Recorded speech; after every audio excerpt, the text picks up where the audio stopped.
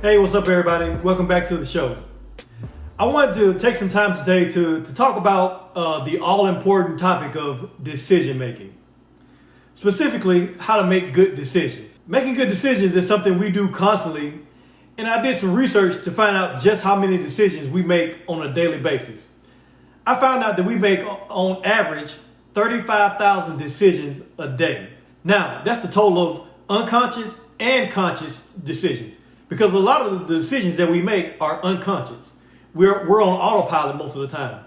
But out of those 35,000 decisions, only 122 of those decisions are conscious choices that we make on a daily basis. And the research says that we spend on average 3 hours a day deciding what to eat, what time to go to bed, what to wear, what to watch on TV. But I want to talk today about decision making for those bigger, more significant decisions, the major life decisions. Because there's a lot of pressure around those major life decisions, like who to be friends with or who to date or who's the right person to marry, right? Those are the crucial decisions many of us make. Decisions like trying to decide on what house to buy. Or here's a decision that people are making today, especially after COVID. Many people today are trying to decide to leave their current job to pursue a completely different career path. Or some may be deciding whether they should go back to school or not. Whatever decision we need to make, we need a reliable source or a process to guide us toward decisions that will produce good outcomes in our lives. Because I know for myself that I've made some poor decisions that didn't produce a good outcome, and I paid the price for those poor choices. You know, it's really common to regret some decisions that we make. Lord knows I do. But what I found is that regret and guilt can sometimes be emotions that don't help you at all. Regret and guilt just makes things worse. And on top of making a bad decision, regret and guilt can just make a bad situation even worse. And because you have all this regret and guilt and shame, most of the time it leads to making worse decisions. And then it just becomes this cycle that you go through where one bad decision leads to another bad decision. And it's kind of like lying. If you tell a lie, then most of the time that leads to another lie. That's why I really don't like telling lies. I hate lying. I always tell people that I don't lie. And it's not because I'm such a good person. I'm no angel. I hate lying because most of the time when you tell a lie, you end up having to tell another lie to keep up with the lie that you already told. And I just can't keep up with all those lies. I'm not good enough to tell lies. So it just takes too much work. But anyway, I digress. I'm saying making a bad decision often leads to making more bad decisions because of your emotions of guilt and regret and shame. But today, I want to take some time to talk about the ways that we can all learn to make better quality decisions, because nothing beats a person that makes good, sound decisions, both in their personal life and in their professional life. There are some obvious benefits to making good decisions. Making good decisions is really more of an art than it is a science. And the reason why I say this is because sometimes everything that looks good ain't always good. What seems right logically may not be right relationally or spiritually. You know what I'm saying? All money ain't good money. And making good decisions is an art that's useful in many areas of life, at work, at home, and with your friends and family. Making good decisions is important because it leads to positive outcomes in your life and makes you feel like you can make the right decisions when it matters most. A person who makes good decisions knows what they want, and they don't let anything get in their way. They know what they're capable of, and they work hard to achieve their goals. Another benefit that you'll have is a sense of accomplishment. You'll feel like you've accomplished something when you make good decisions. You'll feel like you did something positive for yourself and your life, which is a better emotion than guilt and regret. And you can also look back on the decisions and see that it turned out for the best. And all this leads to you having more confidence in yourself that you can take on anything in this world. And here's the thing. Making good choices in one area of your life shows that you can make good decisions in other areas of your life. I know people who started making good decisions with their finances and use that same willpower and mindset to make good decisions with their physical health. They got their money right, and that gave them the confidence to get their body right. Because if I can make a good decision to stick to a plan for my money, I can also stick to a plan to work out or eat healthy. But with all that said, I know decisions can be hard to make.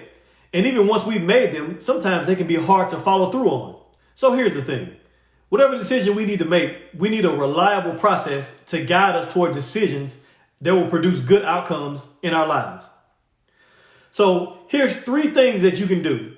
3 things that will serve you well as a good decision-making process. Number 1, ask God. Maybe you're used to solving problems and making decisions without asking God. But now, maybe you're one of those people that is finding out that some of the decisions in front of you are now bigger and more challenging than anything you've ever faced before. And I just want to let you know that you can trust God fully. You can lean on him, and you don't have to do this alone. You don't have to just rely on your own abilities. You can be confident that you can trust him to help you make good decisions. Because sometimes, if not all the time, asking God what you should do gives him a chance to show you his will for your life. And if it's his will, he will show you which path to take. Now I know God has given us the ability to be rational, and we're supposed to use it to make good decisions. However, I just want to caution you against depending solely on your rational ability alone. You see, self-sufficiency and self-dependence have ruined a lot of people in the past, especially people with a lot to lose. When you ask God and trust that he can help you, then you can move forward and have peace in the decisions that you make. You can have peace knowing that he guided you along the way. So the number 1 is ask God. Number 2 is pray for wisdom. Now I know that sounds a lot like the first one, but it's not. This is different. Praying for wisdom is different from asking God. Asking God is something you do when you have like 2 options, option A and option B. And then you ask him which one should you take, or even asking him for something specific. But praying for wisdom is different. This is what you do when you have multiple options, or the options are not all that clear.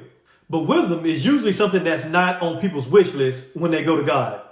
People are usually asking for material things, but wisdom is the thing that will help you get the material thing or the right material thing. So what I'm trying to tell you is to pray for wisdom, because it's often what makes the difference between making a good decision versus making a bad decision. And I'll go a step further, and I'll say that wisdom is also the difference between making a good decision versus making a great decision.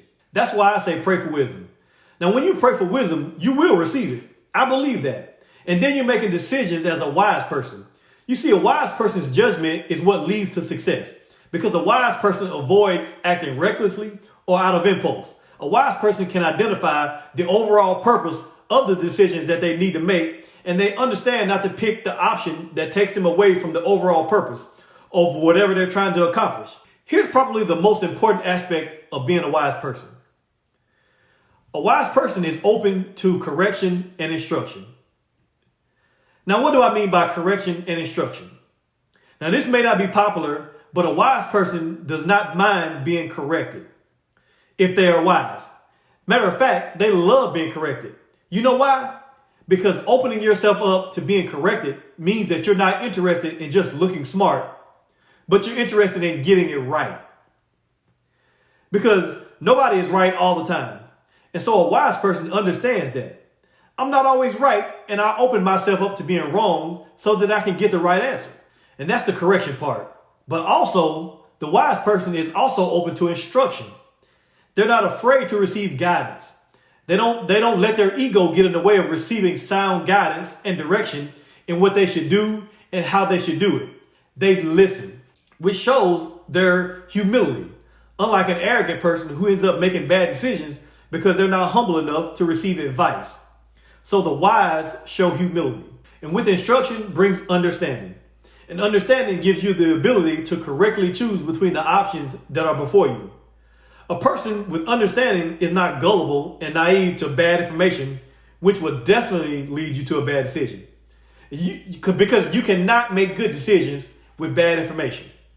But when you have understanding, you can give careful thought to your actions based on the information that you have. So that's number 2, is pray for wisdom. Number 3, get the counsel of wise people. Surrounding yourself with wise people is in and of itself a wise thing to do. There's an old proverb that says, plans go wrong for the lack of advice, but when you have many advisors, it brings success. Now, there's a lot of benefit to getting advice, and people who think that they know everything miss out on those benefits of receiving advice. Because advice from a wise person can prevent the negative outcomes of a bad decision. Now, there are people who are older and wiser and have been through some of the things that you're going through, or have had to make some of those same decisions. People who have been there and done that, they have gained wisdom over time. Why not listen to the wise counsel of those people? And if you don't have those people in your life, you need to find them. Find at least one person that you can bounce things off of. Most of the time, this can be your spouse. As a matter of fact, if you're married, your spouse should definitely be somebody who helps you make decisions, especially personal decisions. Now, for professional decisions and career decisions, you have to have those one or two people that you can go to for advice. If you have a church, talking to a pastor is a good idea. Not only for spiritual decisions, but also you can talk to a pastor for any kind of decision. Also, here's another good source for getting wise counsel. You can talk to a therapist or a counselor, especially if you're already seeing one. Now, a therapist might not tell you exactly which option that you should choose when making a decision, but they can guide you through the right questions to ask yourself. They can give you some perspective and can help you think through your motives for making a decision. Speaking of motives, that's a good reason to get wise counsel and advice from anybody that you choose to talk to.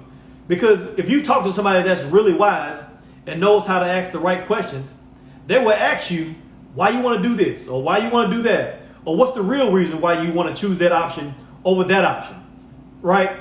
By the way, a real friend will ask you those same questions. So that's the importance of having friends.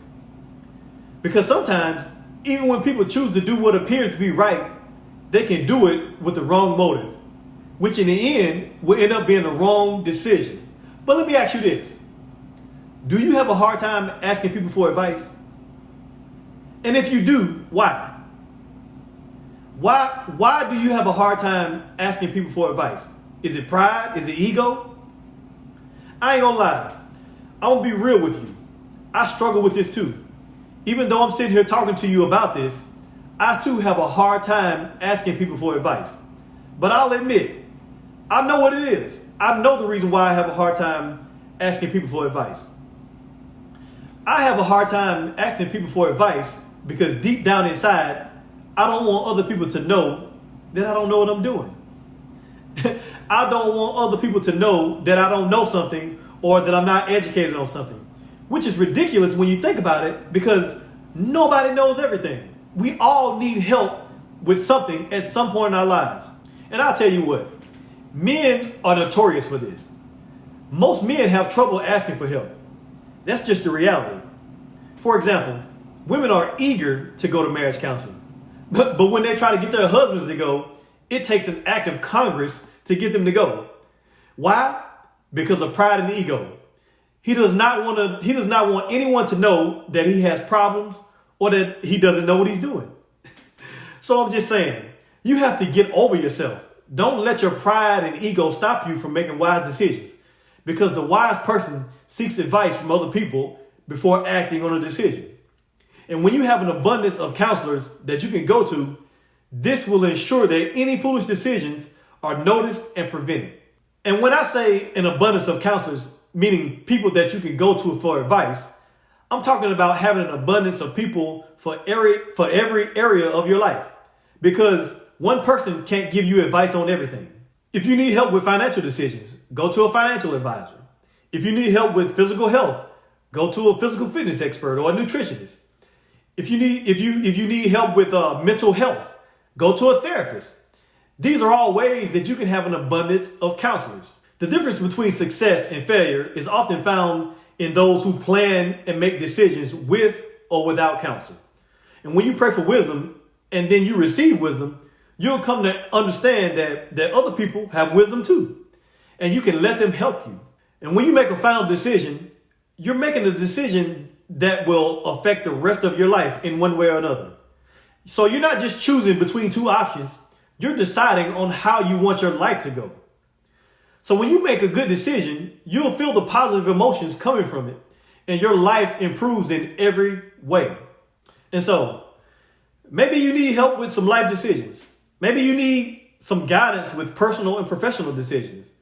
I do personal development coaching myself.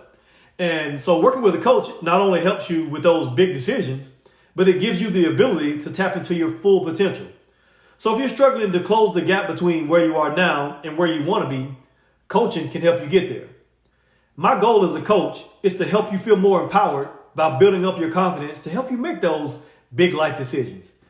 Because I'm motivated to support you along your journey towards greater health, growth, and happiness. And if you want to find out more about what coaching looks like, go to my website, theladavis.com. That's THELADAVIS.com. Reach out to me and let me know how I can help. I hope you enjoyed the show today. That's it. That's all I've got for this episode. Thank you for tuning in. Listen, if you like the show, please rate it and leave a review on iTunes, Spotify, or wherever you're listening. If you're watching this on YouTube, like it and share it with somebody who you know will benefit from it. And don't forget to subscribe so that you can get the updated episodes when they get released. Thanks again for watching and listening. And remember, let's win in life.